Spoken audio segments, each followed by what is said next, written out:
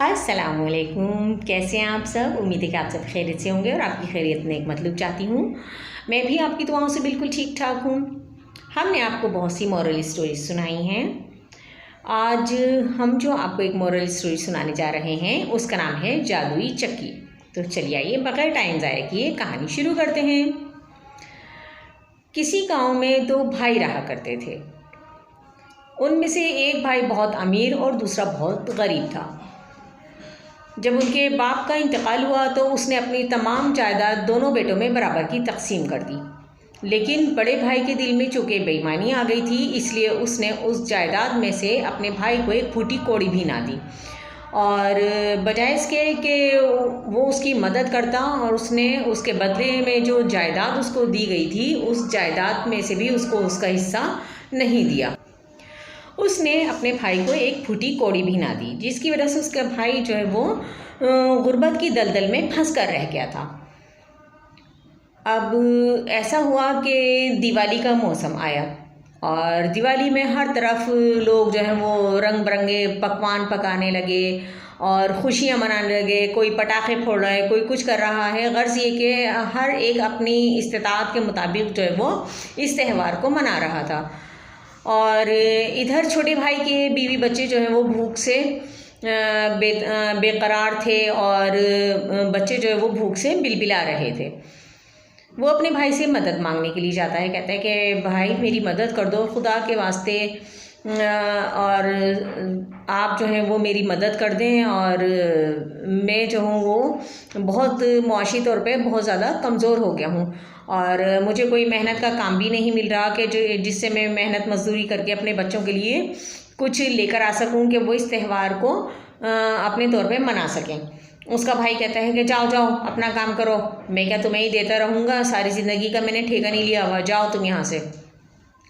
वो बहुत उदास और गमगीन होकर वहाँ से चला जाता है। चलते चलते वो सोचता है कि क्यों ना मैं जंगल से लकड़ियाँ काट लूँ और उन्हें बेचकर अपने बीवी बच्चों के लिए कुछ ले जाऊँ। अब वो इसी सोच में चलता जाता है कि सामने से उसको एक ज़ईफ़ औरत आती हुई नज़र आती है। तो वो बुढ़िया के पास जाता है और उसको सलाम करता है। कहता है कि माँ जी, अगर आप कहें तो मैं ये लकड़ियों का गट्ठा जो है ये उठाकर आपके घर छोड़कर आ जाऊँ, इसके बदले में आप मुझे कुछ मजदूरी दे दीजिएगा। तो बड़ी भी जो होती हैं वो कहती हैं कि ठीक है बेटा, मेरा घर यहाँ से थोड़े ही फासले पर है और तुम ये मेरा गट्ठा ले जाओ और मैं तुम्हें उसके बदले उसकी उजरत दे दूँ। तो वो कहता है कि ठीक है। अब जब वो उनके साथ चला जाता है बड़ी बी के साथ, तो वो बड़ी बी अपने घर लेकर जाती हैं और उसको कहती हैं कि बेटा मेरे पास इस टाइम तो कुछ भी नहीं है, लेकिन मैं तुम्हें एक ऐसी चीज़ दे रही हूँ कि जो तुम्हें बहुत फ़ायदा देगी। तो कहता है कि माँ जी वो क्या है? तो वो कहती हैं कि देखो बेटा, मेरे पास ये मीठी रोटी है और तुम यहाँ से जाओगे, चलते जाओगे सामने एक जंगल आएगा और उस जंगल में जब जंगल के अंदर तुम दाखिल होगे तो काफ़ी अंदर जाने के बाद जंगल में 3 दरख्त नज़र आएंगे। उन 3 दरख्तों को जब तुम पार कर लोगे तो उसके बाद एक पहाड़ नज़र आएगा और उस पहाड़ की चोटी पर 3 बोने रहते हैं और उन्हें चूँकि मीठी रोटी जो है वो बहुत ज़्यादा पसंद है, तो तुम जब वहाँ पर जाओगे तो वो मीठी रोटी देखकर तुमसे ये मांगेंगे और तुम क्या करना कि ये मीठी रोटी उनको दे देना। तुम इनकार नहीं करना बल्कि ये मीठी रोटी उनको दे देना और उनसे कहना कि ये मीठी रोटी तो मैं आपको दे रहा हूँ, लेकिन इसके बदले में आप मुझे, कहती हैं कि उनके पास एक जादुई चक्की है, तो जब तुम मीठी रोटी दोगे तो उनसे बोलना कि आप इसके बदले में मुझे जादू की चक्की दे दें और वो बोने तुम्हें जादू की चक्की दे देंगे। तो कहता है ठीक है माँ जी, मैं जैसे आपने बताया है मैं उस पर अमल करूँगा। अब वो मीठी रोटी लेकर जाता है, जंगल में जब जाता है तो चलते चलते उसको बिल्कुल जंगल के आखिर में जाकर 3 दरख्त नज़र आते हैं। जब उन 3 दरख्तों को भी पास करता है तो उसको नज़र आता है कि सामने एक पहाड़ है। वो पहाड़ पर चढ़ने लगता है क्योंकि पहाड़ पर काफ़ी बुलंदी होती है। पहाड़ पर चढ़ते जो वो थक जाता है, लेकिन इस उम्मीद पर कि मैं अपने बीवी बच्चों के लिए कुछ लेकर जाऊँ, ये उम्मीद जो है वो उसको नाकाम नहीं होने देती बल्कि उसको एक उम्मीद बंधाती है, ढारस यानी कि उसका हौसला बंधाती है। अब जब वो पहाड़ पर चढ़ता है तो क्या देखता है कि एक झोंपड़ी है। अब जब वो झोंपड़ी के अंदर दाखिल होता है तो वहाँ पर 3 बौने बैठे हुए होते हैं जो कि कुछ खा रहे होते हैं और छोटे छोटे से उनके आगे बर्तन रखे होते हैं। तो वो देखकर बहुत ज़्यादा हैरान हो जाता है। इतने में एक गुसीला बोना जो है वो उसकी तरफ देखकर कहता है, अरे ये कौन आ गया हमारे घर में। तो वो कहता है कि मैं रामा हूँ। तो कहता है, लेकिन तुम क्यों आए हो यहाँ पर हमारे घर में, तुम्हें हिम्मत कैसे हुई हमारे घर में आने की, चलो इसको मार देते हैं। तो वो कहता है, दूसरा बोना कहता है ठहरो ठहरो, इसके हाथ में कुछ है। तो कहता है, क्या है इसके हाथ में। तीसरा बोना जो है वो टेबल पर खड़ा हो जाता है, एकदम खुशी से चीखता है, अरे इसके हाथ में तो मीठी रोटी है। तो वो कहता है कि हाँ ये मीठी रोटी है और ये मैं आपके लिए लेकर आया हूँ। तो कहते हैं कि सच तुम हमारे लिए लेकर आए हो, लाओ ये हमें दे दो।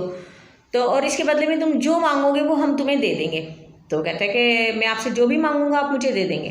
तो कहते हैं कि हाँ तुम इसके बदले में जो भी मांगोगे हम दे देंगे। तो वो कहता है कि ठीक है, आप ये मीठी रोटी ले लें और मुझे इसके बदले में जादू की चक्की दे दें। तो कहते हैं ठीक है, हमें कोई एतराज़ नहीं है। और ये वो कहते हैं कि सुनो, लेकिन ये एक जादू की चक्की है और इसका इस्तेमाल तुम गौर से सुनो कि इसको किस तरह से तुम इस्तेमाल करोगे। कहते हैं कि इससे ये जादुई चक्की है और इससे तुम जो चीज़ मांगोगे ये तुम्हें वाफिर मिकदार में देगी और ये उस वक्त तक देती रहेगी जब तक तुम इसको मना नहीं करोगे। तो कहता है कि इसको मना करने का क्या तरीका है कि तो वो कहते हैं कि जब तुम इस पर लाल कपड़ा डाल दोगे तो ये रुक जाएगी और जब तुम्हें कोई चीज़ लेनी हो तो इस पर से लाल कपड़ा हटाकर बोलना कि ए जादुई चक्की तू मुझे जो भी चीज़ तुम्हें मांगनी हो बोलना कि वो मुझे दे दे। तो कहता है कि ठीक है।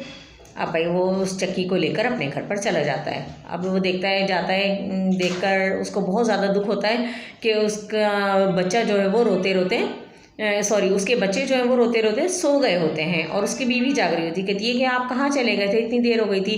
तो फिर वो उसको सारी बात बताता है। कहता है कि चलो आओ इनको जगाओ और पहले एक साफ़ कपड़ा लेकर आओ। वो साफ़ कपड़ा लेकर आती है, उसको ज़मीन पर बिछाते हैं और ज़मीन पर बिछाकर उस चक्की को उस पर रख लेते हैं।